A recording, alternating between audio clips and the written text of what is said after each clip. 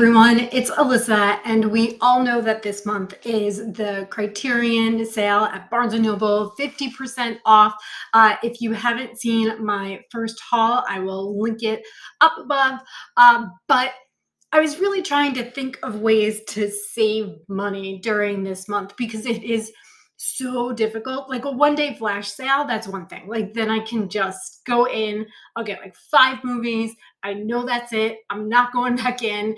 But when it's the entire month, it is very tempting to go back in over and over and over again and get that list where I think I have about 100 films right now that I want to purchase through Criterion. I have a whole list of it, but that is just not feasible. I'm not going to do that. So I was trying to think of ways that I could still curb that craving to get Criterion, or ways to just save money. And I was thinking one way that I have done in the past is I have an Amazon credit card, and then through that I get 5% back, and then from there I'll take whatever the points are, and then I'll buy Barnes & Noble cards. So essentially I'm getting the movies for free. Not really, but sort of. But that's one way that you could do it. But really what I want to focus on for this video is what is already available if you have streaming services. So today I want to look at HBO Max, and there are a whopping 279 films that are part of the Criterion collection that are currently on HBO Max. So I spent such a ridiculous amount of time going through. I know for a fact, just a warning, I've definitely messed up. I've definitely missed some. So I got up to 279. I'm sure there are more. If there are more, please leave them in the comments so that we can have more of a complete list. And because it's so long, I'm going to break up the video into 3 separate sections. I wanted to do this for myself so that I had a list, and then I thought, you know what, I'm just gonna share it out so that if you want to save money and not feel like you have to buy everything, or maybe you want to watch the movie first before you buy it, since it is a pretty big purchase. Like $20 is still a lot for Blu-ray. Like no matter how I look at it, that is a lot of money. So I have this list from HBO Max. I'm starting with the TCM section, but then as I found out, they're not all there either. So I started looking around. I searched Criterion, and I found basically a few strays every now and then. So this video would basically never end if I gave commentary on all of the movies that are here. So I'm going to go through the films. If there is a film that I really love or one that I really want to see, I might stop and talk about it at the very end. So by the time we get to the third video, by that point, I should have been able to just set up a very quick website, like super quick, not a real website, so that I would be able to share out the list to you. And then anything that you give me in terms of like, I missed this movie and this, that, I'm just going to throw it on the list. This way we all have access to it. And this is July 2022, so it's definitely going to shift and change. But I figured for now, might as well have a list that we can all work from. So I'm going to start out here with HBO Max, and we have The 39 Steps, Alfred Hitchcock. And I will just say, any movie from Alfred Hitchcock is a guaranteed watch for me. I will always, it just reminds me of being a kid. There's also the 400 Blows, which I highly, highly recommend. And then moving on, oddly enough, so when I was looking things up, 47 Ronin is on the Criterion channel, but it's not actually part of the Criterion collection, the best that I could find. So in those cases, I'm just not even going to mention it. But we have 49th Parallel, we have 8.5. We have All Monsters Attack, which is part of that Godzilla collection. And you're going to see basically all of the films from the Godzilla collection are on HBO Max right now. Amarcord from Fellini. I want to make sure I'm not missing anything. And God Created Woman is another one that you could watch. There is An Autumn Afternoon, Autumn Sonata, And then one of the huge ones that everybody loves is very intense, the Battle of Algiers. There's The Beals of Grey Garden, which is the sequel to the documentary Beauty and the Beast, which really affected me from when I was a kid. I was so scared, but I also loved it so, so much. Before Midnight is not the Ethan Hawke movie, though I would highly recommend, and it is currently streaming on the Criterion channel, but I definitely own that trilogy, my favorite trilogy of all time. There's Belle de Jour. We have Bicycle Thieves, love, love, love. Saw that in film school, rewatched it again, loved it. There's The Big Chill. Let's see, are we missing? No, we have then the Bitter, there it is. The Bitter Tears of Petra von Kant. Didn't know about that one. Black Girl. There is Black Narcissus, Black Orpheus, and then Blithe Spirit, which has always been on my list of movies to watch because I know they did the remake with Dan Stevens, and I kind of love anything that Dan Stevens is in, so I'm definitely going to watch that. But I'll watch the original first, then watch the remake. There is obviously The Blob. I want to make sure Blood Simple, which I absolutely love that movie. Just saw it for the first time maybe about 2 months ago. Blow Up I've seen years ago, and I absolutely love that film. It's connected also to Blow Out, sort of a similar premise with John Travolta.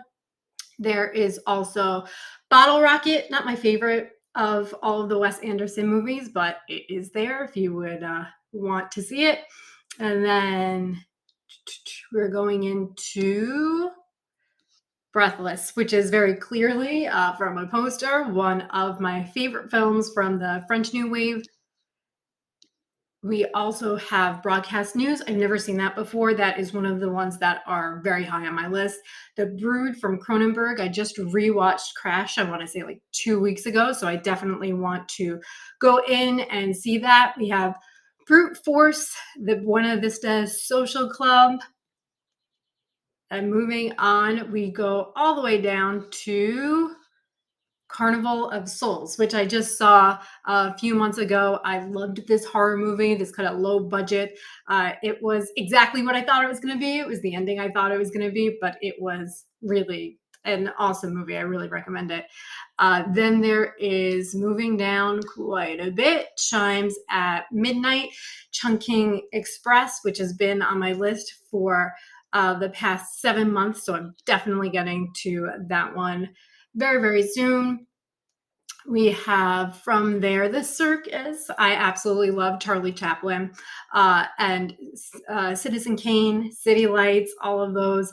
I mean, I teach Citizen Kane. I've seen it so many times. I'm past counting with that movie. There is Cleo from 5 to 7. I really like that one as well. And then moving in, I feel like I see Orson Welles, so I can only assume that Confidential Report is there, though I don't actually have it on my list, which means it is not. Or maybe I missed it, which we all know that definitely has happened many, many times already. I'm sure I've already missed many things. We have Cries and Whispers, Chronos. I just got Devil's Backbone, so I need to watch Chronos first. All of these, I don't believe, are part of Criterion. Next would be A Day in the Country, and then Defending Your Life, which I love. This is one of the more mainstream ones, but I just love Albert Brooks. I think he's hysterical. We have Destroy All Monsters, Devil in a Blue Dress. The Devil in a Blue Dress just came out on Criterion, so it's kind of great that you can see it here. I've seen that movie a few years ago, loved it. You have Diabolique, and then Divorce Italian Style, and then Dores Caden. I know I'm not pronouncing these things right, but that's okay.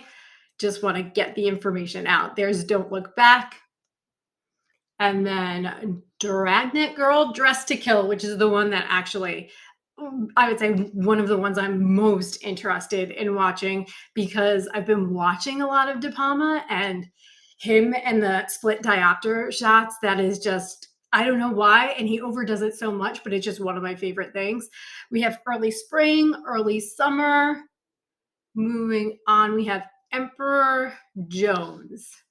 So down here, elevator to the gallows, eating Raoul. So now I'm just going backwards. So now I'm just going in whatever order I feel like. Can I just give a shout out to Emma because I love that so very, very much. I also believe, let me make sure it is there. No, it is not. So we will skip that. I believe the end of summer. Yes, that is another one. Equinox flower, Eraserhead, Europa, Europe 51, and then all the way to Eyes Without a Face. How could you not love this film? The music. That is just the one thing that I remember is the way the movie starts out, the score, just the imagery. It's not scary, but it is just the kind of imagery that sears in your head. And I have always loved The Skin I Live In, the Pedro Almodovar film. But then when I saw Eyes Without a Face, I was like, wait a minute. Why do I love that movie so much when this exists? F for Fake Faces. Let's see what else. We have Fallen Angels, Fanny and Alexander, of course, Fantastic Planet.